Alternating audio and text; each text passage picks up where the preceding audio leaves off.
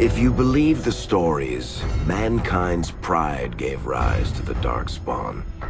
Countless in number and toxic to all life, Darkspawns search endlessly for an archdemon. When they find one, Darkspawn armies surge up from their corrupt barrows beneath the ground, and a blight begins. Grey Wardens are the only warriors capable of destroying an archdemon, and history always honors the one who sacrifices all to kill the beast. In the fifth blight, the Warden was the hero of Ferelden, a hunter from a clan of Dalish elves. The hero discovered a corrupted elven artifact and was tainted by the same foul magic that drives the Darkspawn. The only cure for the young elf was to join Duncan as a Grey Warden. The allied Ferelden and Grey Warden forces met in Ostagar, where King Kaelin's armies and a host of wardens gathered, ready to destroy the Darkspawn. But valor turned to despair as Loghain betrayed his king. Kaelin's forces were slaughtered, and the south was lost. The hero, now a full-fledged Grey Warden, survived with the aid of Flemeth, the mysterious witch of the wilds. Joined by Flemeth's daughter, Morrigan, and a Grey Warden named Alistair, the hero set out to build an army strong enough to abolish the Blight.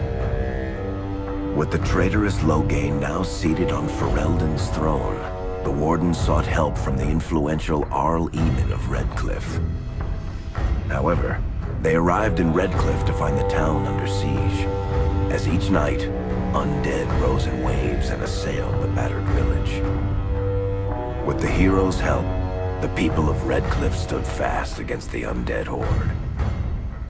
The Wardens reached Arl Eamon's castle only to find the Arl lying at the edge of death, and his court fallen into madness. To save his father's life, Eamon's young son, Connor, had made a deal with a demon, and quickly fallen victim to its possession. The hero intervened, freeing Connor from possession, and breaking the demon's hold over Redcliffe.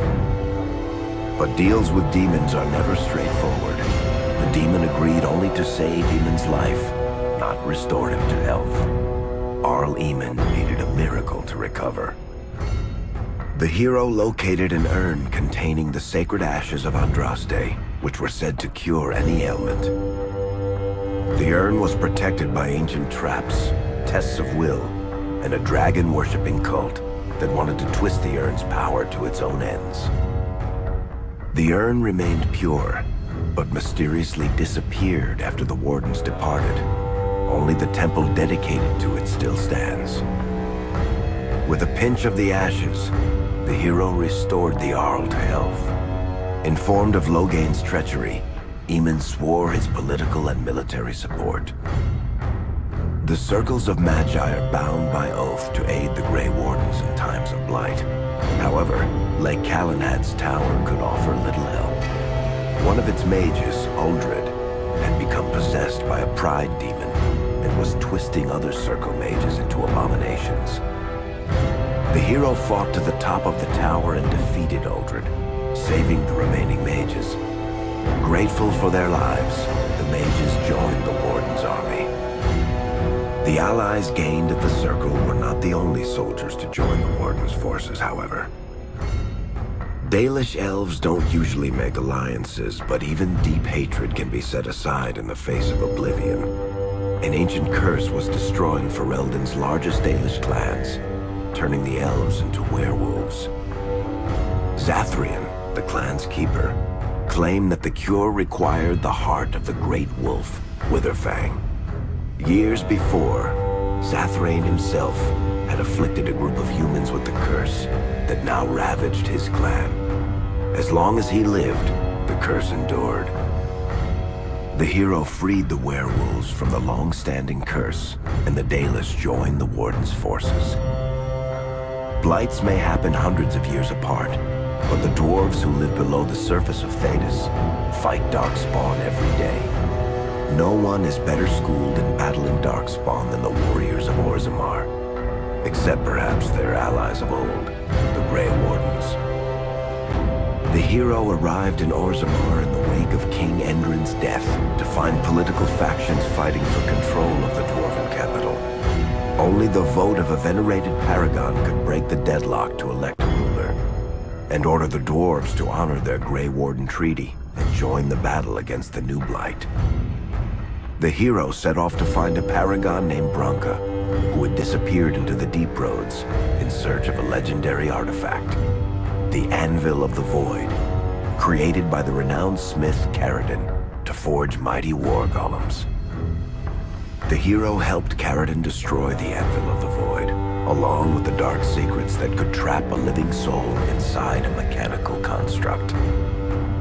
The hero emerged from the Deep Roads with a master-forged crown to bestow the Paragon's favor upon whichever rival candidate would be crowned king. Balin, the youngest son of King Andrin who was suspected of foul play, or Haramont, the aging traditionalist backed by the Dwarven Assembly.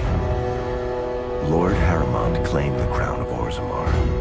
His traditionalist values keep dwarves first in all things, and safely as far underground as possible. With Dwarden's strength now bolstering the Warden's army, the hero had to deal with Loghain, so Ferelden could stand unified against the Darkspawn, before the Blight swallowed the world. The kingdom of Ferelden stood divided. While some nobles supported Loghain's regency, others condemned his inaction against the Darkspawn. Civil war brewed, and Arl Eamon called a landsmeet in hopes of curtailing the conflict and removing Loghain from the throne. Alistair ended Loghain's life in the name of justice for the Wardens who died at Ostagar. As the Wardens' united army massed in Redcliffe, the Darkspawn overran Denerim, laying siege to Ferelden's capital city. The hero's army fought valiantly through Denerim and broke the Darkspawn's siege.